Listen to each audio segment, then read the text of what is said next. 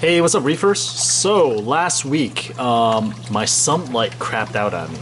So now you see this pretty sleek looking new units. Move the light a little bit closer. This is a MicMol Aqua Mini.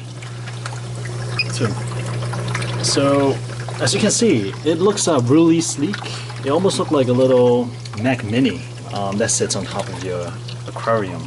In my case, it's a sump. So some people, if they have like a nano tank or pico tank, they'll use this light, MicMol Aqua Mini. It has 30 watts of power, LED lights. Let's swing down here. And again, it's a really sleek unit.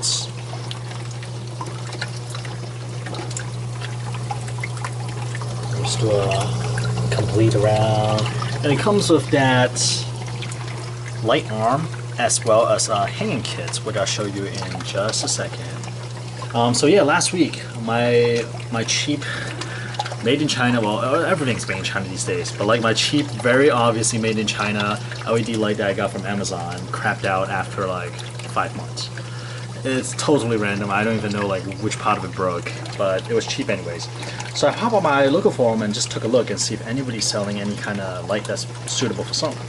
So I came across this MicMol Aqua Mini, and I know nothing about it, heard nothing about it before, did a quick search online and everybody seems to like it, and obviously it looks really sleek.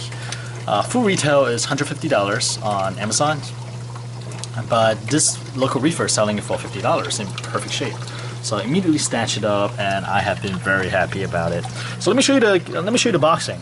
They obviously took cue from Apple products, and it will become more apparent as I open up the box. So I got this unit second-handed, but the Reefer took so good care of it that it looks pretty much brand new. So look at this box. It looks, sorry. So obviously is Apple inspired. And here we see Aqua Mini. And let's see, anything else on here? MicMol is the company, and I believe is in. Oh, it's actually designed in New York, assembled in China. I thought it was from Hong Kong, and the light is Cree. Okay, designed in New York, but I'm not sure. Well, okay, fine, it is designed, although it's so obvious that it's from Apple inspired, so I'm not sure how much actual design work is involved. Okay, I kid. So here's the menu, really short menu. Really quickly tells you like which button does what and how to do the programming. Opening it up, you see a different option. You have the you have the arms, you have the hangers, you have the power adapter, etc. And that's pretty much it. It's super simple. I read online that the programming for this light is a pain in the butt, but let's get to that in a little bit. So here's the box. You lift it up like this, really sleek. You get different package of goodies. Obviously the previous owner did not hang the unit, so I have all these hanging stuff. The cable and stuff all still packaged up, and these are really nicely packaged. So that's the packaging. And moving on to the actual light itself, the light LED is nicely spaced out. I like the different color selections, especially the fact that they have the red channel, which is good for my purpose, growing algae. There's a side vent. Let me turn on this light. There's a side vent for air escape. I actually don't feel a fan, so I assume there's no fans and just air circulation to kind of cool the units. And the unit has been running for a long time and it is not hot, so this is good. Right here, the only downside is that this unit is kind of a pain to program, meaning that, for example, I have to unlock this unit first. And then I'll hit this to see different option. I can set the clock, that's current time, set the white, set the blue, and set special. In my case, I believe that's the red and the green channel. And you get the thunderstorm and also a demo. Also factory reset, of course. So moving back up, when I first got the light, I went through here. I go for the white, the blue, and the red, and I'll show you, for example. For example, if I want to change up the whites, I hit this first, and then I'll get to the hour, the first digit of the hour, and I'll tap this to change it, or I'll hit this button to jump to the next item, which is the second digit of the hour, and then we'll move on to the first digit of the minute, second digit of the minutes, and then AM, PM, and then we get down to intensity. First digit of intensity, second digit of intensity, third digit of intensity.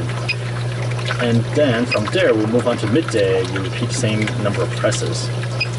If you go in, and then you go to sunset, and then night, and then you're done, and then you move on to blue. So as you can see, there's a lot of button pushing.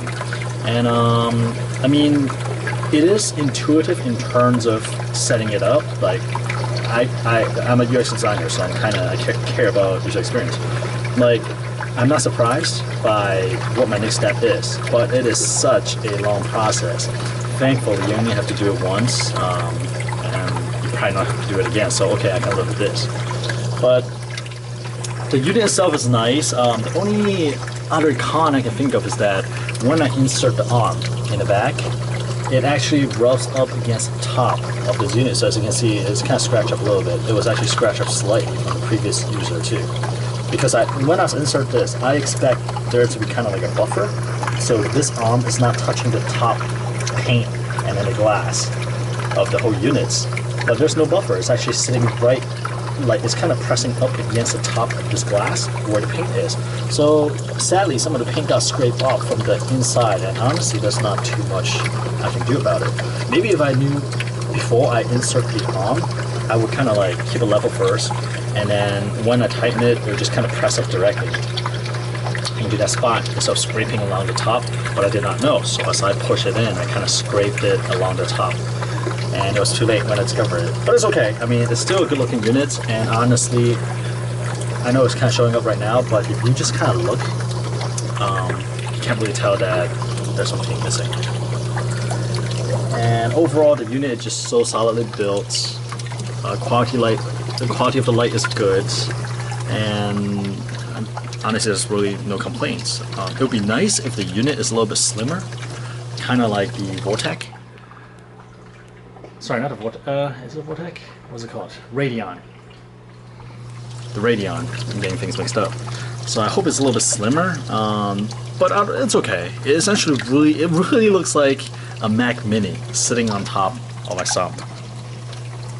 I know the previous owner used it as the main light for a small, I think 3-gallon tank, or as a 5-gallon, and it worked beautifully. And yeah, the arm is about, I'm gonna guess about like 6 or 7 inches in height. In terms of like tank I will put this on, I wouldn't put this on a tank much wider than this, to be honest, because the light spread is not too wide, so you'll lose coverage along the edges. But so some light is perfect. It's a little bit of an overkill, but again, I picked this up for $50. Really great deal. So I really lucked out in that aspect, and the construction is solid, light quality is solid, packaging is nice. Even for $150, I think it's worth the money. So this is just like I just want to share this video with you because I just picked up this light and I'm pretty excited about it. It looks nice. I'm really glad that people are starting to pay attention to how a aquarium product looks, as well as how it's packaged. Although in this case, it's really taking a lot of cues from Apple product, which is fine, you know? It's a good design, so that's okay. Alright, well, hope you guys are having a good week, and I will talk to you guys later.